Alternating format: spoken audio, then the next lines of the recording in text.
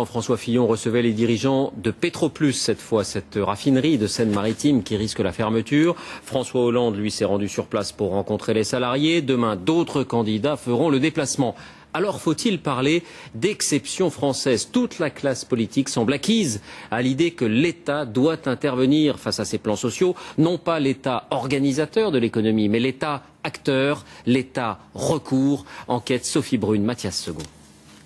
La raffinerie de Petroplus, 550 emplois menacés. De quoi attirer les candidats à la présidentielle, invités par les syndicats à présenter leurs solutions. Ce matin, c'est au tour de François Hollande. Le socialiste demande à l'État d'agir. L'État à la rescousse des emplois et des entreprises, qu'elles soient publiques ou privées. De Jean-Luc Mélenchon à Marine Le Pen, en passant par François Bayrou ou Eva Joly, presque tous les politiques ont adopté cette ligne. Le président lui-même affirmait il y a 2 jours vouloir voler au secours d'une autre société si France. Seuls les libéraux font de la résistance. Ça donne le sentiment que l'État peut tout, que l'État fait tout. Et à partir du moment où vous avez ce sentiment-là, vous demandez tout à l'État. Et l'État ne peut pas délivrer. Et vous avez un manque de confiance ensuite dans la parole politique. Je crois que Jospin était beaucoup plus raisonnable.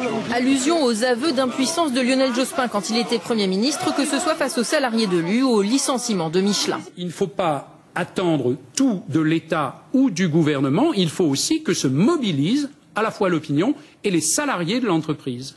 Une déclaration en rupture avec la politique industrielle très étatique menée depuis des dizaines d'années, à droite comme à gauche. C'est le cas notamment des grands projets du président Pompidou, comme l'aérospatiale au début des années 70. Le libéralisme, c'est-à-dire la non-intervention de l'État dans l'économie, est quelque chose qui est profondément distant et étranger à la logique et au modèle français. Paradoxalement, alors que tous les candidats se tournent aujourd'hui vers l'État, celui-ci n'a jamais été aussi endetté, avec des moyens si limités.